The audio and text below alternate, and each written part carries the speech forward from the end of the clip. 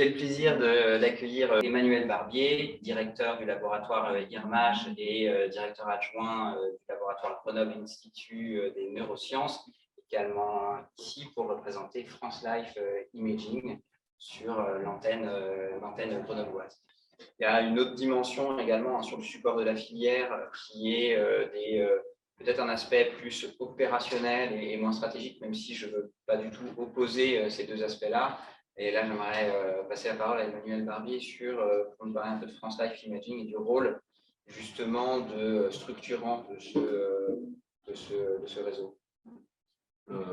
France Life Imaging, c'est une infrastructure nationale en biologie santé qui a émergé au niveau du premier PIA, donc on est en 2000, avec l'idée que dans les laboratoires académiques, il y avait des équipements d'imagerie, donc on est sur des matériels qui peuvent être assez coûteux, plusieurs millions, qui étaient installés de façon partagée pour nourrir les activités de recherche de laboratoire, donc soit pour les utiliser dans le cadre de l'exploration du vivant, soit pour le développement technologique et l'exploration de nouveaux potentiels, soit sur comme vous l'avez bien dit, sur les aspects hardware ou les aspects traitement de l'information. Et donc, l'idée de France Life Imaging était d'identifier en France les secteurs les plus performants, c'est-à-dire en capacité de produire un service de qualité, en capacité de couvrir les différentes modalités d'imagerie existantes, avec une balance recherche, développement méthodologique et des balances appliquées. Donc, vous voulez tous les sites. Et donc, recouvre ces compétences. Et donc, 6 nœuds français ont été identifiés. Paris-Centre, Paris-Sud, Lyon, Grenoble, Marseille, Bordeaux. Et en plus de ces 6 nœuds géographiques, un nœud transversal sur le traitement et l'analyse des images. Donc, l'idée à ce niveau-là, c'est d'avoir des plateformes ouvertes vers les académiques et vers les industriels de façon à faire du prototypage. Ça peut être compliqué dans un laboratoire techno de travailler par exemple en préclinique sur de l'animal ou alors de monter des premiers essais cliniques avec un environnement accompagné, des machines sur lesquelles il y a des temps dédiés, etc. Cette plateforme, cette infrastructure nationale en biologie santé a cette vocation de porter l'expérimentation dans des lieux pratiques de recherche avec des cas d'usage, avec une capacité à mettre le meilleur de ce qu'on sait faire dans ce domaine. Sur l'écosystème particulier grenoblois, pour faire un focus, on a effectivement des expertises dans les différents domaines de l'imagerie et on va se mettre un peu aux frontières des connaissances. Donc, typiquement, le fait de pouvoir travailler sur le synchrotron avec ce flux intense monochromatique en rayons X, ça permet d'explorer par exemple des stratégies de contraste de phase originale. Ça permet d'expérimenter aussi certains aspects de l'imagerie KH qui peut mettre en regard de certains détecteurs X. Dans le cadre de l'IRM, on va s'intéresser à essayer de lutter contre l'aspect produire de belles images, mais plutôt aller vers le quantitatif. Donc, on a vraiment des difficultés aujourd'hui.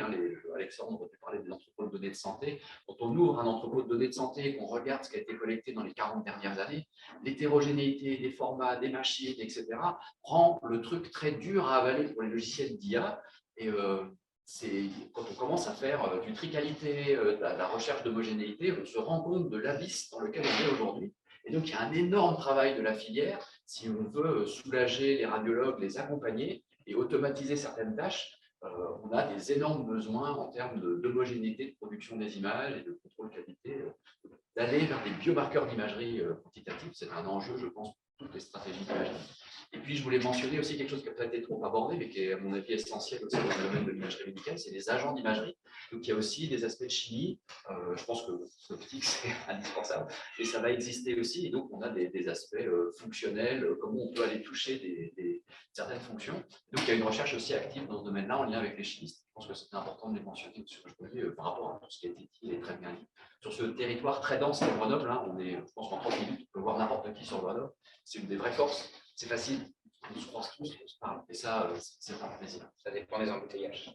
Oui, à vélo. À vélo, ça marche très bien. Le vélo, vraiment, le tram, le vélo, Oui, l'organisation, ça marche bien. Sur Grenoble, ça marche. Merci beaucoup pour toutes ces précisions. Justement, une idée plus claire, effectivement. Moi, je retiens l'interdisciplinarité qui a été citée par presque tout le monde, qui fait vraiment écho au cœur de la filière.